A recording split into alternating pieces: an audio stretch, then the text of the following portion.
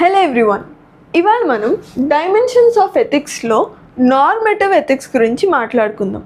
మనం ప్రీవియస్ వీడియోలో meta ethics గురించి డిస్కస్ చేసాం. నార్మేటివ్ ఎథిక్స్లో 3 క్లాసిఫికేషన్స్ ఉంటాయి. First one is virtue ethics, second one is deontology, third classification is teleological. అయితే ఇవాళ వీడియోలో మనం వర్చ్యూ ఎథిక్స్ ఇంకా డియంటాలజీ గురించి కాన్సన్ట్రేట్ చేద్దాం. సో నార్మేటివ్ ఎథిక్స్ నార్మల్గా ఏం చెప్తుంది? It says what should I do. So బేసిక్గా మెటా ఎథిక్స్ ఏం చెప్తుంది? దేని కంటెంట్ ఏంటి అంటే ఎథిక్స్కి కంటెంట్ ఏంటి, స్ట్రక్చర్ ఏంటి, ఈ ఎథికల్ ప్రిన్సిపల్స్కి ఉండే మీనింగ్స్ ఏంటి, ఇవి మెటా ఎథిక్స్ చెప్తుంది. కానీ నార్మేటివ్ ఎథిక్స్ నేను ఆ సిచ్యువేషన్లో ఉన్నప్పుడు ఏం డెసిషన్ తీసుకోవాలి, ఏం చేయాలి, ఆ నామ్ ఏంటి అన్నది ఈ నార్మేటివ్ ఎథిక్స్ చెప్తుంది.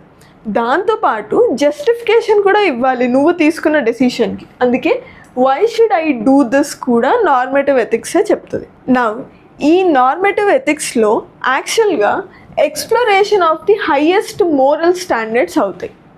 హైయెస్ట్ మోరల్ స్టాండర్డ్స్ని మనం ఎక్స్ప్లోర్ చేసినప్పుడు ఏమవుతుందంటే ఈ వాల్యూ సిస్టమ్ని ప్రయారిటైజ్ చేస్తాం. హైయెస్ట్ వాల్యూ ఏదైతే మనం ప్రయారిటైజ్ చేస్తామో దాని నుంచి బెస్ట్ అవుట్కమ్ వస్తుందని మనం బిలీవ్ చేస్తాం. సో ప్రతి డెసిషన్ తీసుకునేటప్పుడు rightness of the decision or the human action or the wrongness of the human action అన్నది మనం క్యాలిక్యులేట్ చేయొచ్చు. బేసిక్గా ఏంటంటే ప్రతి హ్యూమన్ యాక్షన్లో 100% రైట్ 100% రాంగ్ ఉండడం కష్టం. సో కొంచెం హయ్యర్ పర్సంటేజ్ ఆఫ్ రైట్నెస్ ఉన్నది చూస్ చేసుకోవడం is a better choice. So normative ethics మనని అటు సైడ్ గైడ్ చేస్తాయి. నార్మేటివ్ ఎథిక్స్ని అర్థం చేసుకోవడానికి ఒక ఎగ్జాంపుల్ని చూద్దాం. అయితే డాక్టర్ మాయా తిను ఒక విలేజ్లో అప్పుడే జాయిన్ అయిన చీఫ్ మెడికల్ ఆఫీసర్. అయితే తిను ఏం అబ్జర్వ్ చేస్తారు అంటే రీసెంట్గా ఒక 5 పేషెంట్స్ ఒక రేర్ డిసీజ్ వల్ల హాస్పిటలైజ్ అయ్యారు. తిన వాల్యూ సిస్టమ్ ఏంటంటే she is very caring towards society. So తను ఊరికే చూస్తూ ఉంటుంది అనమాట, చాలా ట్రై చేస్తుంది దీనికి క్యూర్ ఏంటి అని. వన్ ఫైన్ డే తన రీసెర్చ్లో ఏం తెలుసుకుంటుంది అంటే ఒక యాంటిడోట్ ప్రాబ్లం వల్ల వీళ్ళందరూ ఇలా అయ్యారు అని. సో తనేమనుకుంటుందంటే ఇప్పుడు వీళ్ళని క్యూర్ చేయాలి. వ్యాక్సిన్స్ కోసం చూసినప్పుడు తనకేం తెలుస్తుంది అంటే ఒక వ్యాక్సిన్ ఉంది ఆ యాంటీడోట్కి. సో తను అప్పుడు ఆలోచిస్తుంది మరి మిగతా 9 పరిస్థితి ఏంటి అని. సో ఇన్ ద ప్రాసెస్ ఒక ఫారినర్ ఎవరైతే ఆ విలేజ్కి వచ్చారో ఆయన ఒక ఇంజురీ అయ్యి హాస్పిటల్కి వస్తారు. హాస్పిటల్కి వచ్చినప్పుడు బ్లడ్ టెస్ట్ చేస్తుంటే ఈ అమ్మాయికి ఏం కనిపిస్తుంది డాక్టర్కి అంటే ఆ రేర్ యాంటీడోట్ ఏదైతే ఉందో అది తిన బ్లడ్లో ఉంది. ఎవరిది? కొత్తగా ఫారెన్ ట్రావెలర్ ఎవరైతే బయట నుంచి వచ్చారో. సో ఆ బ్లడ్ నుంచి ఈ యాంటీడోట్ని తీసుకుందాం అనుకుంటుంది. కానీ ప్రాబ్లం ఏంటంటే ఆ యాంటీడోట్ని తీస్తే ఈ ఫారెన్ ట్రావెలర్ చనిపోతారు. సో తినకు ఒక మోరల్ క్రైసిస్ వస్తుంది. ఏంటది? ఇప్పుడు ఆ ఫారెన్ ట్రావెలర్ని సాక్రిఫైస్ చేసి ఈ 5 బతికించాలా, లేదా డెస్టినీ ఈయనకి చావుని రాయలేదు but the other 5 are towards their death bed. So ఈ ఇన్నోసెంట్ మ్యాన్ ద ఫారినర్ ట్రావెలర్ని అలాగే ఉంచేసి ఈ 5 చనిపోనివ్వాలా? This was a moral crisis. అయితే what should Meera do in this situation అన్న దాని గురించి నార్మేటివ్ ఎథిక్స్ మాట్లాడుతుంది అనమాట. సో ఇప్పుడు ఆ సిచ్యువేషన్లో మీరా తీసుకునే డెసిషన్లో కొంచెం రైట్ ఉండొచ్చు, కొంచెం రాంగ్ ఉండొచ్చు. ఆ డెసిషన్ వల్ల రైట్ అండ్ రాంగ్ ఏదైతే వస్తుందో that will lead to a human action. So ఇప్పుడు తన తీసుకునే డెసిషన్ ఒకవేళ తన మోరల్ క్యారెక్టర్ అంటే లోపల ఉన్న వాల్యూస్ వల్ల వచ్చిన డెసిషన్ అయితే అది వర్చ్యూ ఎథిక్స్ అవుతుంది. అదే decision moral code of conduct అంటే డాక్టర్స్ కంటూ ఒక మోరల్ కోడ్ ఆఫ్ కండక్ట్ ఉంటుంది కదా, ఆ రూల్స్ని ఫాలో అయ్యి ఒక యాక్షన్ ఆర్ డెసిషన్ తీసుకుంటే దాన్ని డియంటలాజికల్ ఎథిక్స్ అంటారు. అదే కాన్సిక్వెన్స్ చాలామందికి మంచి చేస్తుంది ఆర్ కాన్సిక్వెన్స్ బాగుంటుంది అని చెప్పి తీసుకుంటే దాన్ని టీలియోలాజికల్ ఎథిక్స్గా మనం క్లాసిఫై చేసాం. సో మనం ఇవాళ ఈ 2 చూద్దాం. First virtue ethics. Virtue ethics అనేవి అరిస్టాటిల్ ఇచ్చినవి. అయితే దీంట్లో ఏం జరుగుద్దంటే రవి అని ఒక క్యాషియర్ ఉంటారు. సో కస్టమర్ వస్తారు, తన వ్యాలెట్ మర్చిపోయి వెళ్ళిపోతారు. సో ఆ వ్యాలెట్ని తిరిగి ఇవ్వడానికి రవి ఆయనకి కాల్ చేసి మరీ పిలిపించి వ్యాలెట్ తిరిగిస్తాడు. తనకు అవసరం లేదు ఆ పని, బట్ విత్ గుడ్ ఇంటెన్షన్ తను చేస్తాడు. అయితే రవిని ఆ కస్టమర్ అడుగుతారు, ఎందుకు ఇలా చేసావు, నువ్వు పెట్టుకోవాల్సింది, యూజువల్గా అందరూ అలాగే పెట్టేసుకుంటారు, ఎవరు తిరిగి ఇవ్వరు అంటే రవి అన్నాడు, I didn't do this because ఏ రూల్స్ ఉన్నాయను ఫాలో అవ్వాలను, లేదా తర్వాత నేను దొరికిపోతే ఫియర్ ఆఫ్ పనిష్మెంట్తోనే నేను చేయలేదు. I just did this because that is my character. So honesty is part of my character, so నేను అది చేశాను అని చెప్పి చెప్తాడనమాట. సో అది వర్చ్యూ ఎథిక్స్ చెప్తుంది అనమాట. వర్చ్యూ ఎథిక్స్ చెప్తుంది కాన్సిక్వెన్సెస్ ఎలా ఉందో, యాక్షన్ ఎలా పర్ఫామ్ చేయాలో అని ప్రీడిఫైన్డ్గా మనిషి చేసేది కాదు virtue ethics. Virtue ethics is something which lies in the character. So virtue ethics ఏం బిలీవ్ చేస్తుందంటే గ్రేట్ క్యారెక్టర్ ఉన్నవాళ్ళు రైట్ యాక్షన్నే పర్ఫామ్ చేస్తారు అని. It also says to follow golden mean. యూజువల్గా బ్యాలెన్స్డ్ క్యారెక్టర్ ఉన్నవాళ్ళు గోల్డెన్ మీన్నే చూస్ చేసుకుంటారు.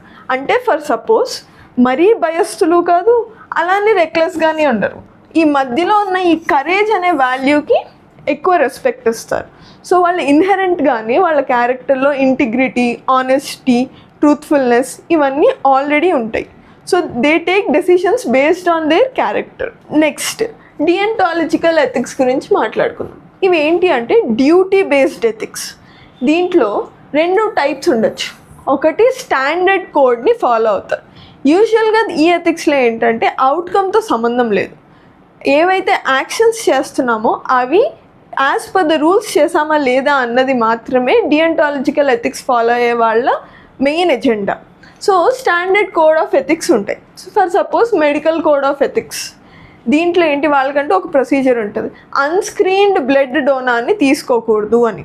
Even if a person is on death bed, ఆయనకు అర్జెంట్గా బ్లడ్ కావాలన్నా కూడా అన్స్క్రీన్ చేయలేదు కాబట్టి ఆ డోనార్ని యాక్సెప్ట్ చేయకూడదు. ఆ మనిషి చనిపోయినా ఇట్స్ నాట్ రాంగ్, బట్ అన్స్క్రీన్డ్ తీసుకోవడం is wrong is what they feel. Next code of conduct for civil servants. ఒక ఓల్డ్ ఉమెన్ కలెక్టర్ ఆఫీస్కి వస్తారు, ఆవిడని చూస్తేనే తెలుస్తుంది షీ ఈజ్ అబౌవ్ 60 అని.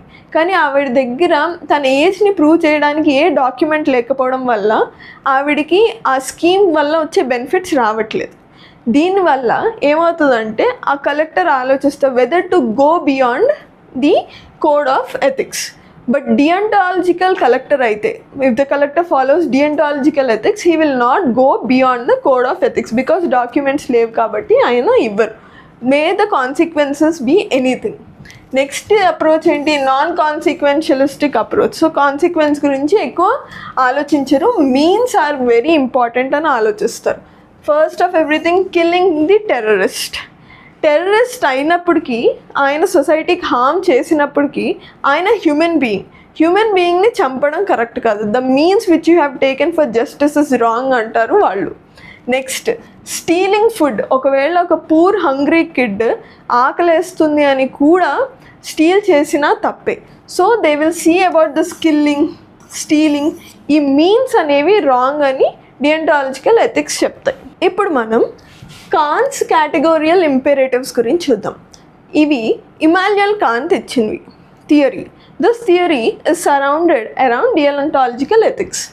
ఇదేం చెప్తుందంటే ఓ ప్యూర్ రీజన్ ఉండాలి, అంటే అందరూ యాక్సెప్ట్ చేసే ఒక రీజన్తో ఒక మోరల్ ఆబ్లిగేషన్ని తయారు చేయాలి. అండ్ ఆ రూల్స్ ఏవైతే పెట్టుకుంటావో ప్రొసీజర్ ఆఫ్ ఫాలోయింగ్ ఖచ్చితంగా ఫాలో అవ్వాలి అని చెప్తారు. సో ఏం జరుగుద్దంటే ఒక అమ్మాయి ఒక జాబ్ అప్లికేషన్ పెడుతుంది, తనకి జాబ్ చాలా అవసరం. తన రెజ్యూమ్లో తను కొన్ని లాంగ్వేజెస్ని మెన్షన్ చేస్తుంది, కానీ తను క్వాలిఫికేషన్స్ అండ్ ఎలిజిబిలిటీలో చూస్తే ఏం తెలుస్తుందంటే ఒక ఫారెన్ లాంగ్వేజ్ కంపల్సరీ వచ్చి ఉండాలి అని. అయితే తన ఫ్రెండ్ ఏం అడ్వైస్ చేస్తుంది, ఏదోటి వచ్చిందని పెట్టేసి అబద్ధం చెప్పు, టెల్ ఎ లై, తర్వాత నేర్చుకోవచ్చు అని. సో ఈ అమ్మాయి ఒక మోరల్ క్రైసిస్లో ఉంటుంది, ఇప్పుడు అబద్ధం చెప్పాలా చెప్పకూడదా అని.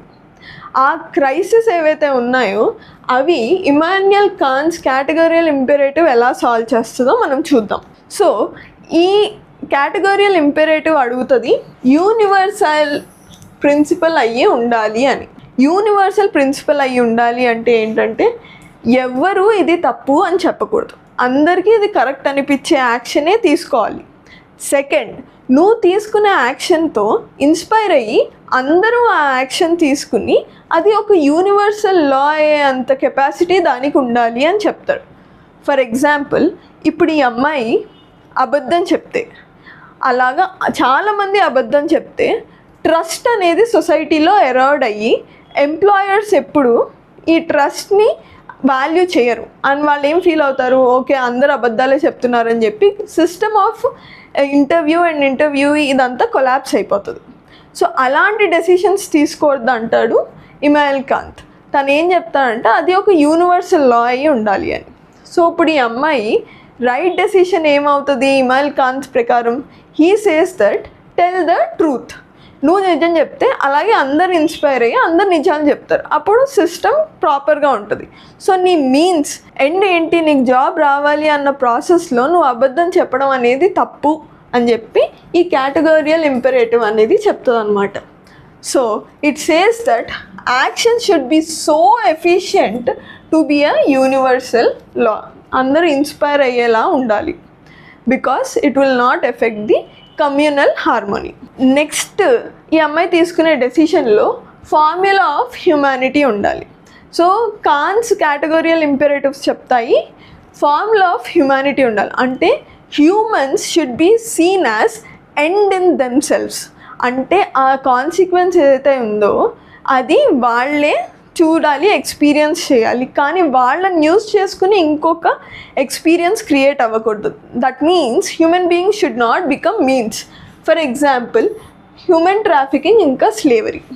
హ్యూమన్ ట్రాఫికింగ్లో humans are made as objects, స్లేవరీలో కూడా humans are made as objects to achieve some other goal. అలా ఉండకూడదు, ఫార్ములా ఆఫ్ హ్యుమానిటీని అచీవ్ చేయాలి. అలాంటివే కరెక్ట్ ఎథిక్స్ అని చెప్తారు ఇమానుయల్ కాంత్. అయితే ఇప్పుడు వరకు మనం ఇమానుయల్ కాంత్స్ కేటగోరియల్ ఇంపెరేటివ్ గురించి చూసాం. ఇప్పుడు అదే డియంటాలజికల్ ఎథిక్స్ గురించి మాట్లాడుతూ there is one more man called John Rawls. He has given Rawls contractualism. ఇది ఏంటంటే మోరల్ థియరీస్ ఉండాలి, ఎస్ ప్రొసీజర్ ఉండాలి, మీన్స్ ఇంపార్టెంట్ ఎండ్స్ కన్నా అన్న విషయం చెప్తాడు. దాంతోపాటు ఏం చెప్తాడంటే ఆ మీన్స్ ఎలా ఉండాలో అన్నవి అందరూ కలిసి కూర్చుని మ్యూచువల్గా కాంట్రాక్చువల్గా మాట్లాడుకోవాలి. అందరికీ కరెక్ట్ అనిపించేదే లాస్ట్కి మోరల్ థియరీ అవ్వాలి. కానీ దీంతోపాటు ఆయన ఏం చెప్పారంటే అందరూ అన్బయాస్డ్గా మాట్లాడాలి. అంటే ఈ మోరల్ థియరీ వల్ల వాళ్ళకు ఉపయోగపడుతుంది కాబట్టి వాళ్ళు అది మోరల్ థియరీగా చెప్పకూడదు, అందరికీ ఉపయోగపడేలా చెప్పాలి. They should be unbiased. ఈ అన్బయాస్డ్గా ఎలా ఉండాలి అంటే వేల్ ఆఫ్ ఇగ్నోరెన్స్ని పాటించాలి అంటారు. So let us take an example. కొత్తగా కమ్యూనిటీలో ఒక స్కూల్ పెడతారనమాట. దాంట్లో ఏం చెప్తారంటే స్టూడెంట్స్ అందరినీ ఒక గ్రూప్గా చేసి మీ స్కూల్కి రూల్స్, రెగ్యులేషన్స్, ఫెసిలిటీస్ అవన్నీ మీరే రాసుకోండి అని చెప్తారు. దాంతోపాటు చెప్తారు నీ పొజిషన్ ఆ స్కూల్లో ఏమై ఉంటుందో మేము చెప్పం. అంటే నువ్వు టాపర్ అవ్వచ్చు, స్ట్రగ్లింగ్ స్టూడెంట్ అవ్వచ్చు, ఒక అథ్లెట్ అవ్వచ్చు, ఆర్ ఒక ఆర్టిస్టిక్ మైండ్ సెట్ ఉండొచ్చు, ఇలాగ బోల్డ్ అని ఉంటాయి. కానీ మీరు ఫ్యూచర్లో ఏంటి, మీ రోల్ ఏంటో చెప్పం, కానీ అందరికీ కలిపి రూల్స్ రాయండి అంటారు.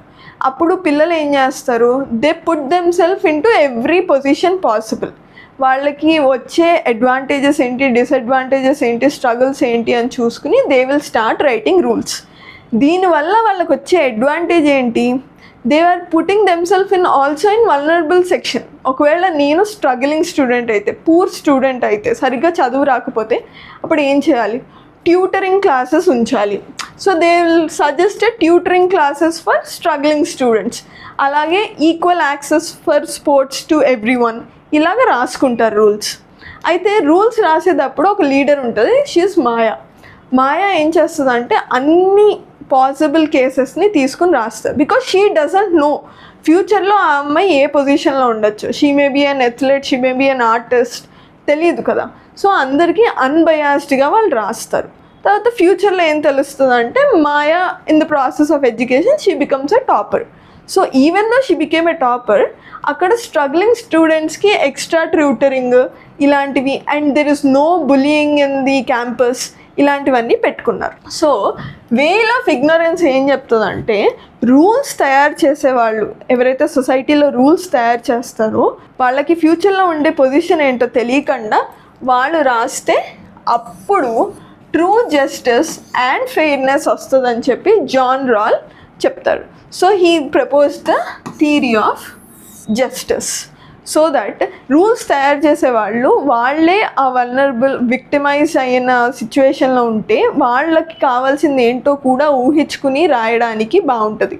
That's when they would be unbiased.